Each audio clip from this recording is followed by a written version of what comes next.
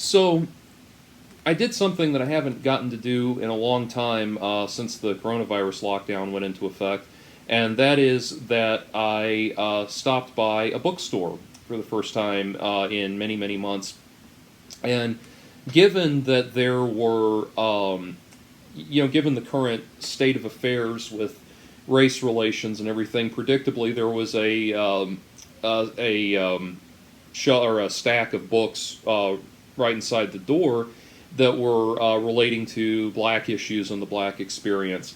And understand, I'm not denouncing or criticizing that at all, but there is one particular book that plays into a larger trend I've noticed. The book was called Anti-Racist Baby by Ibram X. Kendi, and it's these books, these woke picture books. I don't know if it's the same publisher or what, but these woke picture books keep coming out. And they are, when I say picture books, we're not even talking about books with pages. These books are made, or with paper, I should say. These books are made with cardboard. It's the very early years, like 0 to 2 age range board books, the kind that are made out of cardboard, so that they'll survive when the kid chews on it or throws it and that kind of thing. Like this level of books, there is a new trend towards woke picture books, cardboard picture books. The first one of these that I noticed was the first one of these that I noticed was called Feminist Baby, and it's Lauren Brantz, I think is how you say it. I'm trying to remember the author's name. But anyway, Feminist Baby, I noticed this one day, and it was a cardboard picture book called Feminist Baby. And the first, I picked it up, and the the first line of Feminist Baby, it stands out in my mind. It was, "Feminist baby loves to dance. Feminist baby says no to pants." I will present that without further comment. Anyway, but the books, it was this. They were these rhyming books that this particular book was about how, like, every little idiosyncratic baby motion that this feminist baby makes is every motion that she makes and everything else is indicative of her future life as a feminist activist and all this stuff. Now, one thing that irked me is the feminist baby has this big pink hair bow on top of her head, positioned on top of her head, and I thought that was, see, that's the thing, is there's no, with woke culture, one of the reasons I rail against it is there's no unifying understanding of what it is. I thought that so-called gendered signifiers were antiquated and outdated and no longer acceptable in our new enlightened age, but no, feminist baby needs a big pink hair bow right in the middle of her head. Anyway, so I thought that was kind of silly, and I went on. And then later on, I'm strolling around, and the next book is called, and by the way, why do I keep noticing children's books? Because I like children's books, for the record. But that's one of my things. We talk about all of these knapsacks of privilege and everything. One of the things, if you're a woman, no one will look at you funny if you're curious to see what the new picture books are. But if you're a man, you better not, be in that section by yourself. Anyway. But I know patriarchy. If we got rid of patriarchy, I could look at all the children's books I want. Anyway, but anyway, so I again come across the sequel, which is called Feminist Babies Find Their Voice, and in this one, the feminist babies are. This is not even about feminism now. This is switched over to a socialist populist uprising where the feminist babies are rising up and presenting their demands to the nursery school teachers and demanding, what was it, like they said, equal toys and playtime, equal toys and nap time for all, and all of this stuff. And and I'm thinking, oh, okay, well, see, in order for you to have equal toys, somebody has to make you those toys, and in order to make you those toys, those people need to be compensated for their time because they are not motivated by their goodwill desire to give you toys. They're motivated by their desire to receive compensation for their efforts, so they will need to be paid, otherwise they're slaves, and you can't understand this because you're a bunch of babies, which makes it wonderfully appropriate to be presenting woke ideas in the form of toddlers, diaper-clad toddlers, because that's about as far up the brainstem as this shit usually gets. But anyway, so that was Feminist Babies Find Their Voice. Look at it, thumb through it, laugh it off, keep going. And then the third book, He's a Feminist Too. And this one I just remember that it's a little boy who wants to wear a T-Rex costume and a ballerina tutu together. And it's okay because he's a feminist. And it's like, dude, if the kid wants to wear a ballerina costume and a dinosaur outfit together, both of those things are totally fine because he's a fucking child. That's it. There's no deep significance to that. Deep underlying significance to that.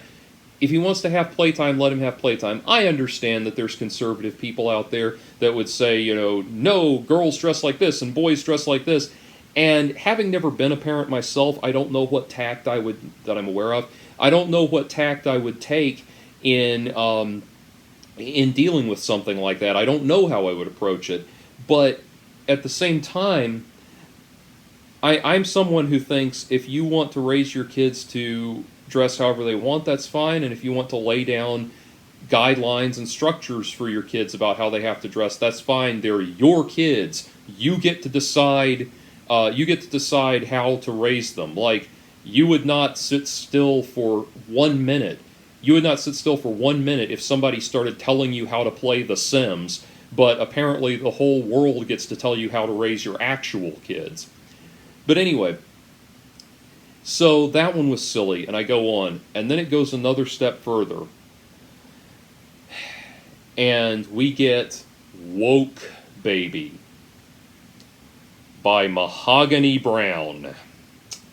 Woke Baby. Okay, and this is once again, it's like, the baby is waking up in the morning, and the baby's waking up in the morning, and it's things like, you're reaching your fists into the air, as you demand change for your systemic oppression and all of this stuff. And now it's getting absolutely ridiculous. And so then we encounter Anti-Racist Baby.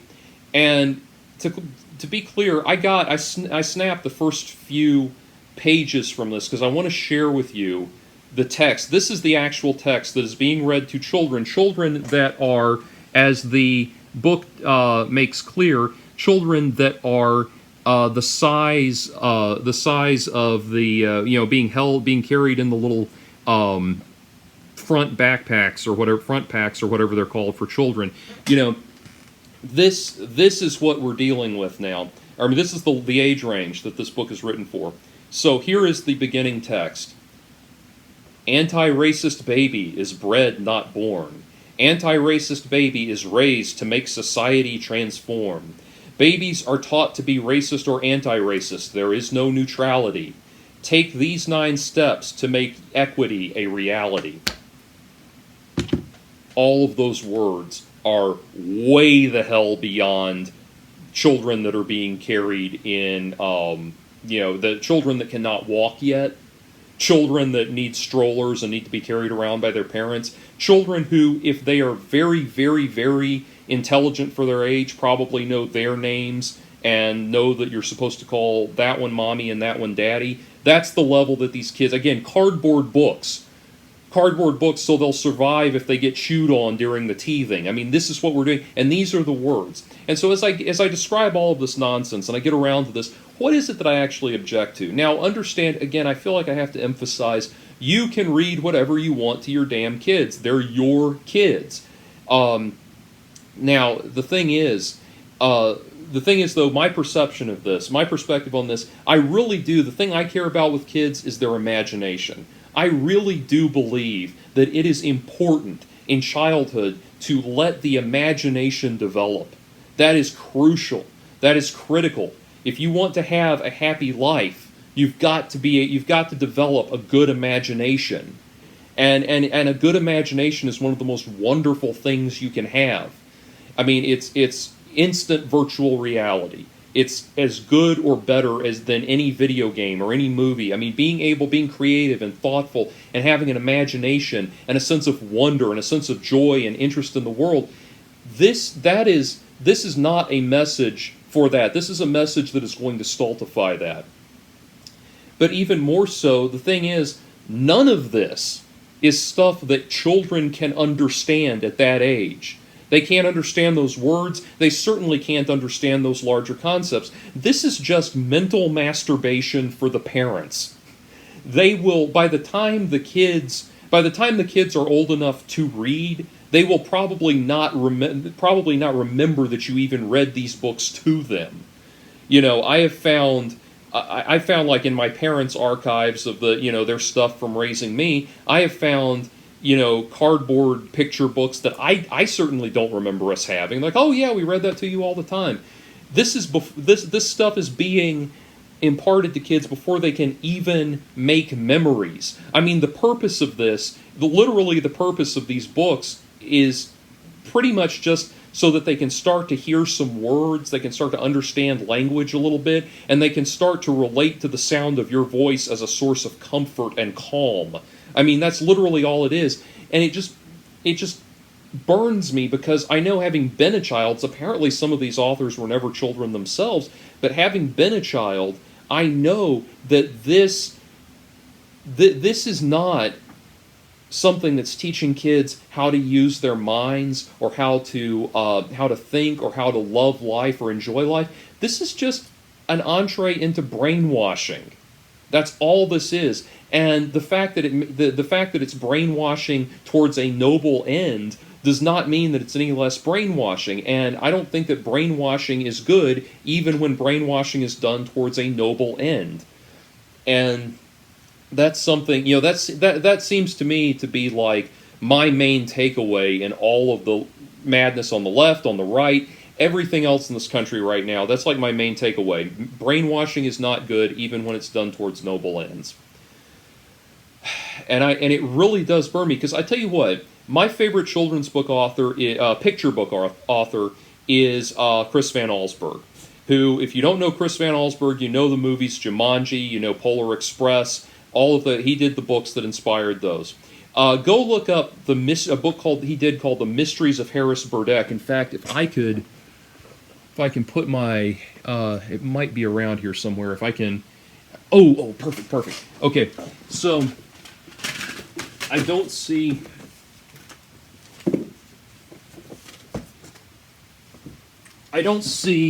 The Mysteries of Harris Burdeck, but here's a couple of Chris Van Allsburgs that I was able to put my hands on. The Sweetest Fig and The Wretched Stone.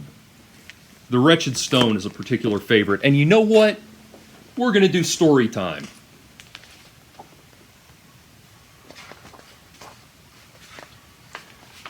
Listen to this. The Wretched Stone by Chris Van Allsburg.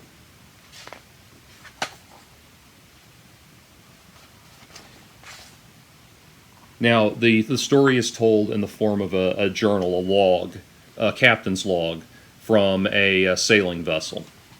May 8th. We finished bringing supplies aboard early this morning. At midday we left on the tide and found a fresh breeze just outside the harbor. It is a good omen that our voyage has begun with fair winds and a clear sky. May 9th. The first mate, Mr. Howard, has brought together a fine crew. These men are not only good sailors, they are accomplished in other ways. Picture.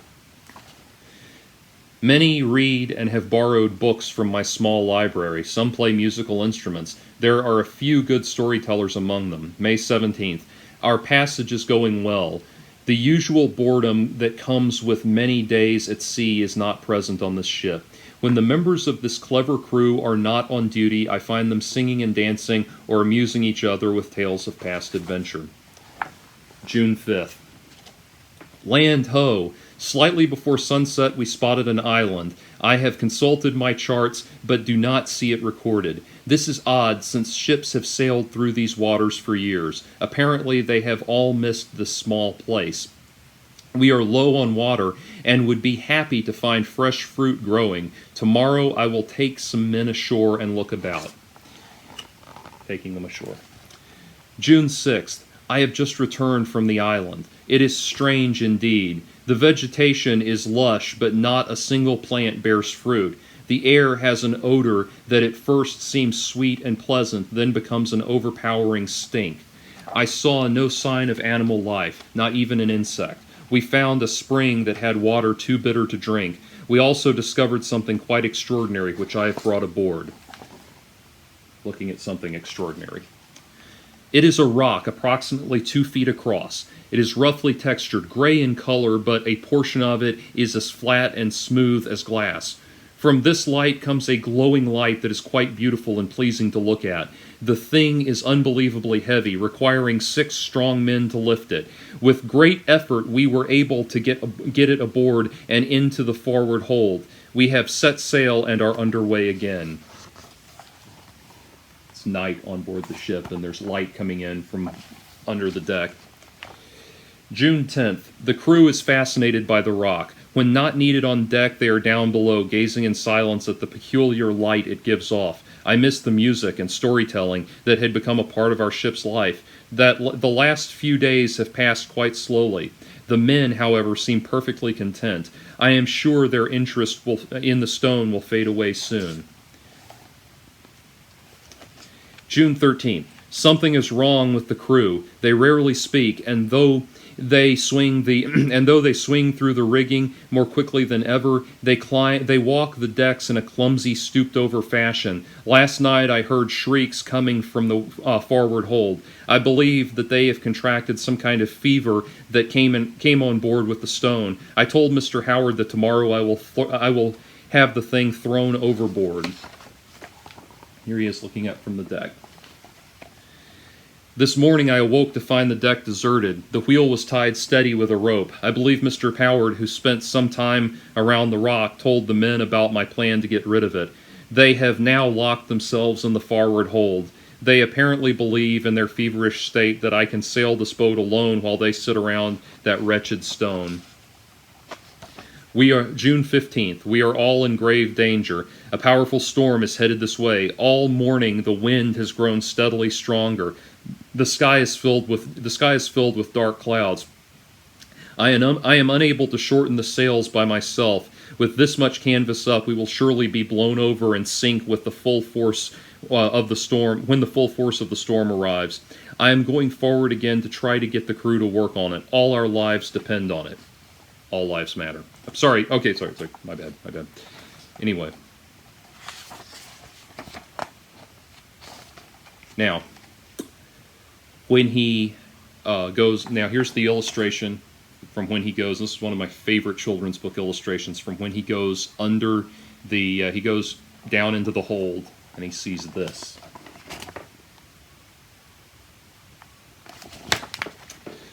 This is, I am sure, my last entry. What I have just seen is so horrifying I barely have the strength to write it down. After I pounded at the door to the forward hatch, it finally swung open. But it was not a man who opened the door. It was an ape. The whole crew has turned into hairy beasts. They just sat there grinning at that terrible rock. They don't understand a word I say. We are doomed. June 16th. The storm has passed. The Rita Ann is still afloat, but both masts and rudder are lost. The stone has gone dark. We were struck by lightning twice during the storm. I believe that was the cause. Unfortunately, the crew is unchanged. They are still beasts, but seem sad and lost without their glowing rock. I have moved them back to their quarters. I have food for 2 weeks. I am hopeful of a rescue. June 19th. There's the illustration. June 19th. I have made an encouraging discovery. I am playing the violin and reading to the crew. It is having a positive effect. They are walking upright and have an alert look in their eyes. June 24th. I was in the forward hold today. A dull glow was coming from the stone. I have covered it and will keep the compartment locked. June 28th. I am happy to report that the men have returned to normal. It seems that those who knew how to read recovered the most quickly.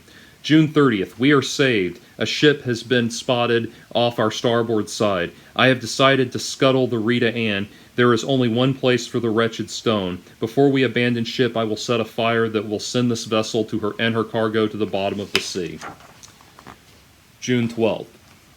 Our rescuers have left us in the harbor of Santa Pango. One by one, the crew should be able to sign on to ships passing through and work their way home. We have made an agreement not to talk about the strange events that took place aboard the Rita Ann. The men appear to have recovered completely, though some show an unnatural appetite for the fruit that is available here. Okay, so in reading that story, now first of all, I think we all understand what he's trying to say there. The wretched stone is a metaphor for television and how television rots your brain. Anyway, that story, think about everything that went on in that story. You know, we are journeying on the high seas. We are exploring the world. We have this almost kind of, this almost Lovecraftian descent into madness, and then the gradual restoration back to humanity. All of these amazing things just happened. And as I was reading it, that's food for the imagination. That makes you fascinated with being alive. That makes you passionate about wanting to be alive and wanting to experience this world and wanting to explore the vast reaches of this world and get everything out of life that you can. It's life-affirming. It's fascinating. It's interesting. That's what I love. This is what's being lost. But as I was sitting here reading it, something occurred to me. I really just thought, as I was reading it, you know what? Some woke asshole, someone who has been raised on a steady diet of feminist baby and woke baby and all of that stuff, would probably read this book and say, though I'm not going to do the impression right now, but they would probably read this book, see that the ship's crew all turned into apes, and they would read in some kind of like racial undertone into that it was never meant to have, and this book would get thrown on the burning pile, and that would be that. But this, the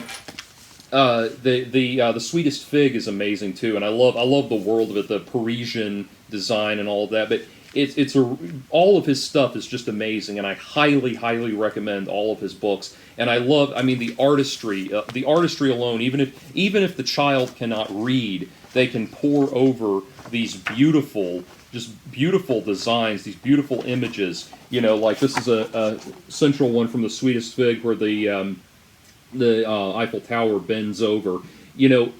These fascinating, beautiful images that just capture you and take in the imagination. That's, in my mind, that is what kids need, not this steady diet of woke crap. And I want to end on one note. There is a series of books. There's one picture book I saw a while ago called Help Mommy, There's Liberals Under My Bed. It was the same thing, the right-wing equivalent of this woke baby crap. And then, more recently, there are two picture books that have come out called Donald Builds the Wall and one's called Donald Builds the Wall and the other one's called Donald Drains the Swamp. And it's about a blue-eyed, blonde-haired caveman that in no other respect bears any resemblance to Trump. And how he's protecting his tribe by building a big wall around the caves, and he drains all the swamp out, and all the swamp monsters go away. This is all very obvious. What this means is all extremely obvious to the kids reading. To the adults reading the books. But again, it's going to go way over the head of the teeny tiny children that are fascinated with this stuff. If everybody could just stop fighting for control of the minds of the youth, that would be really great, because the minds of the youth have a lot of potential and a lot of cool stuff to offer. They do not need woke baby, they don't need feminist baby, they don't need Donald Drains the Swamp, they don't need any of this crap. They need Chris Van Allsburg, they need Harry Potter, they need A Wrinkle in Time, they need the Phantom Toll Booth, they need all of the stuff that's going to inspire and spark their imaginations. And that's one of the problems. That's one of the ways that we're failing, especially talk about black culture now. The way these books are presenting it to the kids, it's like you get to be one thing in this life, and that's black. What about being the next Neil deGrasse Tyson? How about that? How about being, from my vantage as a musician, how about being the next Tony McAlpine, one of the greatest guitarists that's ever lived, or the next George Benson, for that matter? We do I know it seems like it's imperative right now to get more soldiers out there for the cause. I know that seems important, but what's really important in a human being's life is that they have an imagination. My God, I mean, why else do you think I have all of these books? And Tintin. I almost forgot Tintin. Kids need to read Tintin.